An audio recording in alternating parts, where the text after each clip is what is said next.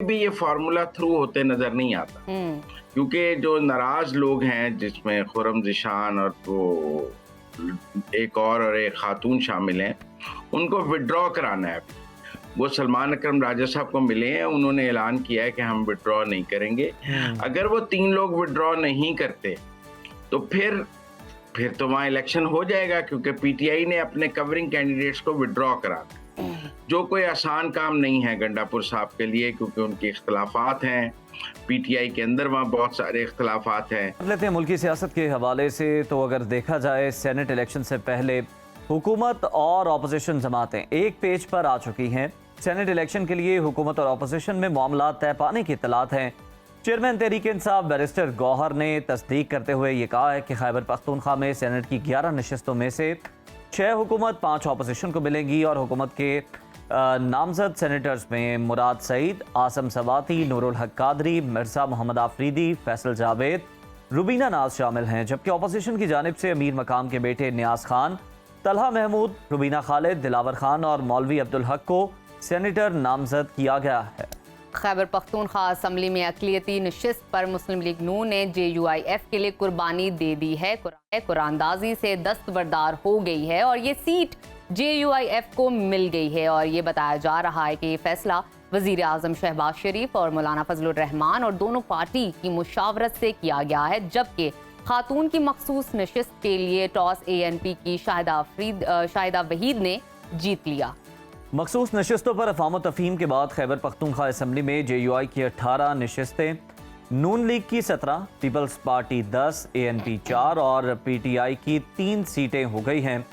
दूसरी जानिब खैबर पख्तूनख्वा असम्बली का इजलास 20 जुलाई को तलब कर लिया, जिसमें मखसूस नशिस्तों पर कामयाब अरकान से हल्फ लिया जाएगा। जबकि 21 जुलाई को उसके अगले ही दिन पंजाब की 1 और खैबर पख्तूनख्वा में सेनेट की 11 नशिस्तों पर इलेक्शन होगा। इसी तमाम तर सूरत हाल पर बात कर लेते हैं। सीनियर तज्जियाकार मुजम्मिल सोहरवर्दी साहब हमारे साथ मौजूद हैं। मुजम्मिल साहब, बहुत शुक्रिया आपके वक्त का। सर, खैबर पख्तूनख्वा में सेनेट इलेक्शन के लिए हुकूमत और अपोजिशन में मामला तय पा चुके हैं। 11 नशिस्तों में से 6 हुकूमत और 5 अपोजिशन को मिलेंगी।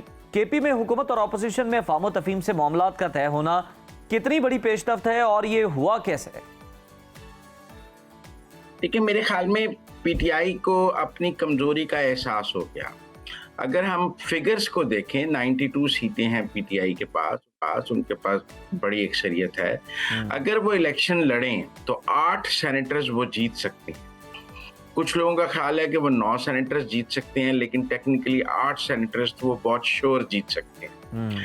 लेकिन वो 6 सेनेटर्स पर कॉम्प्रोमाइज कर रहे हैं और गवर्नमेंट जो ऑपोजिशन है वहाँ पे, जो मरकज में गवर्नमेंट है, उनके 3 सीटें जीत सकते हैं, वो 5 सीटें उनको मिल गई हैं। तो ये फार्मूला टेक्निकली तो पीटीआई ने अपनी 2 नशिस्तें कंसीड की हैं सेनेट की। इसका मतलब है उनको लग रहा था कि उनके वोट टूट जाएंगे और वो डिबैकल हो जाएगा, लिहाजा वो इलेक्शन नहीं लड़े। वरना 92 MPs हैं उनके पास, उनकी 8 सीटें वो जीत सकते हैं।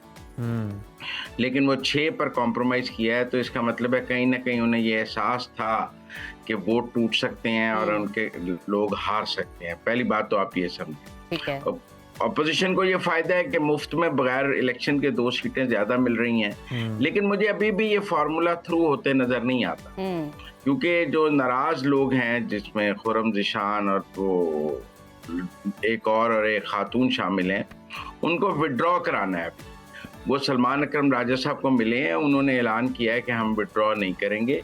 अगर वो 3 लोग विड्रॉ नहीं करते तो फिर तो वहाँ इलेक्शन हो जाएगा, क्योंकि पीटीआई ने अपने कवरिंग कैंडिडेट्स को विड्रॉ करा, जो कोई आसान काम नहीं है गंडापुर साहब के लिए, क्योंकि उनके इख्तलाफात हैं पीटीआई के अंदर, वहाँ बहुत सारे इख्तलाफात हैं। तो जब तक उनके कवरिंग कैंडिडेट से विड्रॉ करने का ऐलान नहीं करते, मुझे ये मुआहदा जो है वो थ्रू होता नजर नहीं आता। अच्छा मुजम्मिल साहब, ये तो सब जानते हैं कहीं ना कहीं सेनेट इलेक्शन में हमेशा से पैसा चलता आया है और अब भी यही इत्तलात सामने आ रही हैं, मगर हुकूमत और अपोजिशन ने मामला अफ़ाम तफ़हीम से हल कर लिया है। क्या इस फैसले से KP में खरीदो फरोख्त का तासुर ख़त्म हो पाएगा? क्या लगता है आपको इस पर? देखिए, खरीदो फरोख्त सिर्फ ये थोड़ी है कि आप MPs के वोट खरीदते हैं। खरीदो फरोख्त ये भी है कि पार्टीज जो हैं वो पैसे वाले लोगों को टिकट देती हैं पैसे लेकर। अच्छा। तो अगर हम टिकटों की तकसीम को देखेंगे इन दी एंड, तो हमें समझ आ जाएगी कि कितने पैसे वाले लोग हैं और कितने वर्कर हैं। जी। आप खरीदो फरोख्त का एक एंगल क्यों लेती हैं कि उसने एमपीए का वोट खरीद लिया। कई लोग पूरी सियासी जमात खरीद लेते हैं और टिकट हासिल कर लेते हैं, वो भी तो खरीदो फरोख्त है ना। तो एटीएम्स की मुख्तलिफ शक्लें हैं, और सेनेट के इलेक्शन में हमने देखा है कि लोग पार्टियों को पैसे देकर भी टिकट लेते हैं और फिर एमपीएस को भी पैसे देते हैं।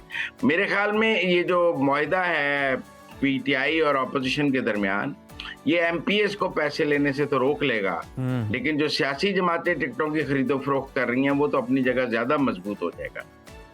सही। अच्छा मुज़म्मिल साहब, खैबर पख्तूनख्वा में पीटीआई और अपोजिशन जमातों के दरमियान जो मुफाहमत देखने में आई है, क्या आइंदा दिनों में हम ये समझ सकते हैं कि इससे मुल्की सियासत पर भी कोई पॉजिटिव इम्पैक्ट देखने को मिल सकता है?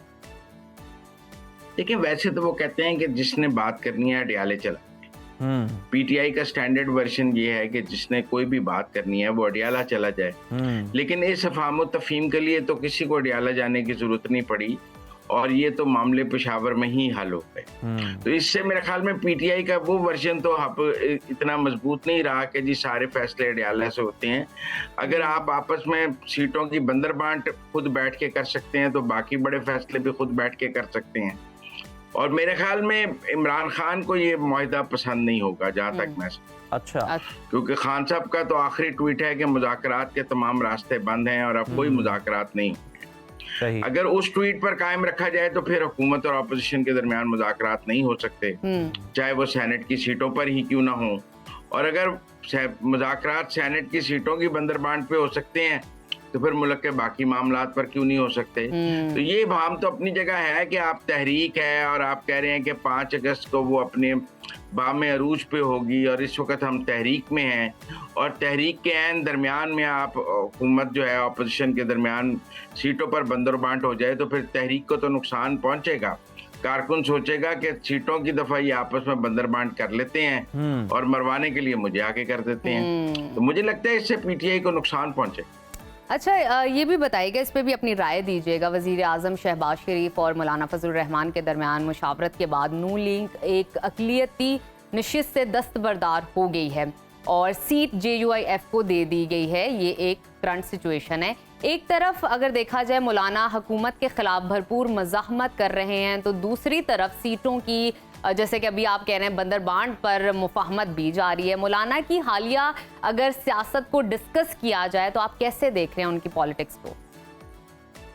देखिए, मौलाना एक बफर जोन है हुकूमत और अपोजिशन के दरमियान। पीटीआई के मामलात भी मौलाना के बगैर नहीं चलते और हुकूमत के मामलात भी मौलाना के बगैर नहीं चलते। एक हंग पार्लियामेंट में एक बफर जोन की हैसियत। 26वीं आईनी तरमीम में भी हमने ये देखा कि वो एक बफर जोन की हैसियत रखते थे। अब सेनेट इलेक्शंस में भी वो एक बफर जोन की हैसियत रखते हैं। हुकूमत की और बिलखसूस PMLN की हमेशा से कोशिश रही है कि मौलाना के साथ ताल्लुकात अच्छे रखे जाएं। उन्होंने मौलाना को हुकूमत में शामिल होने की दावत दी थी, मौलाना ने वो नहीं कबूल की।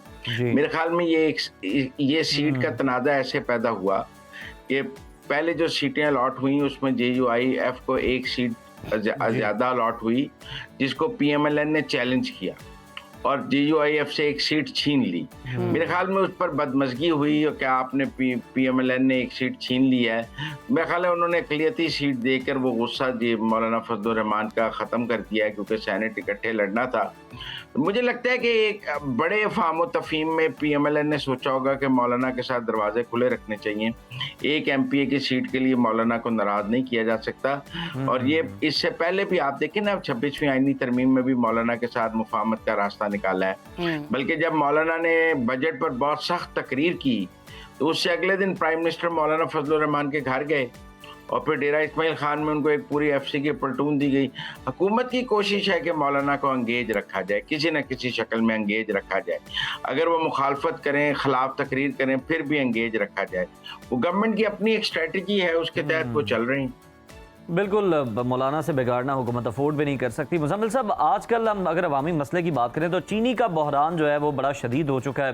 फ़ी किलो कीमत 200 रुपए तक जा पहुंची और कुछ जगह पर तो 200 से भी ज़्यादा है। वज़ीर ख़जाना की तजवीज़ के बाद अब वज़ीर आज़म ने चीनी के शोबे को डीरेगुलेट करने के लिए कमेटी कायम की है। क्या चीनी के शोबे को डीरेगुलेट करने से चीनी सस्ती और कीमतें कम हो सकेंगी? देखें, डीरेगुलेट तो आप गंदम को भी कर रहे हैं जब आपने गंदम की सपोर्ट प्राइस ख़त्म की है। डीरेगुलेट चावल भी है, डीरेगुलेट सारी बाकी अजनास जिसमें दालें, जिसमें सब्जियां, सब डीरेगुलेट हैं। और हमने गंदम को भी डीरेगुलेट कर दिया है और हाँ। टेक्निकली तो पूरा ज़रूरी शोबा ही डीरेगुलेट होना चाहिए। जी। ये हुकूमत जो सपोर्ट प्राइसेस के जरिए उसको जिंदा रखती है वो नहीं ठीक है। लेकिन क्या डीरेगुलेट होने के बाद जो कार्टेल है वो टूट जाएगा? देखिए, प्रॉब्लम कार्टेल में है। शुगर माफिया एक कार्टेल है और वो मिलकर आपस में जैसे सीमेंट माफिया का एक कार्टेल है, जी। ऐसे शुगर माफिया का भी एक कार्टेल है। वो मिलकर कीमतें ऊपर लेके जाते हैं, मिलकर कीमतें नीचे लेके जाते हैं। सवाल तो कंपटीशन कमीशन का है और सवाल ये है कि जो हुक्मरानों की शुगर मिले हैं वो हुक्मरान फैसले ऐसे करते हैं जिससे शुगर की कीमतें ऊपर जाती हैं या नीचे जाती हैं। ये चाहे इमरान खान का दौर हो, चाहे शहबाज शरीफ का दौर हो, आपको पता है हुक्मरान खानदान तो वही रहते हैं। चाहे इमरान खान के इर्द गिर्द भी शुगर माफिया था जी। और मौजूदा हुक्मरान भी शुगर माफिया से में मौजूद हैं। तो मुझे लगता है खाली डीरेगुलेट करने से काफ़ी नहीं होगा।